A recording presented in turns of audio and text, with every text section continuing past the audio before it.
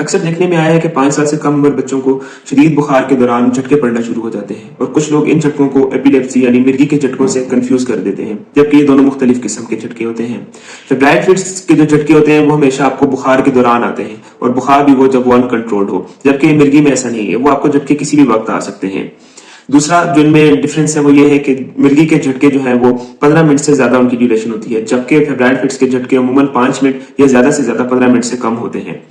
Although इनके symptoms same है, जिनमें आंखों का ऊपर की तरफ मुड़ जाना, जिस्म में कपकपाहट तारी हो जाना, बच्चे का बेहोश हो जाना और छोटे पेशाब पे कंट्रोल ना रहना। अब हमने डिफरेंस इनमें कैसे करना है, एक तो टाइम से करना है, दूसरा ये देखना है कि बच्चे में बुखार है या नहीं है। तो ये चीजें हैं फेब्राइल फिट्स और एपिलेप्टिक सीजर्स में जो डिफरेंशिएशन है उसके हवाले से कि कैसे हमने दोनों को डिफरेंशिएट करना है। स्पेशली पेरेंट्स ने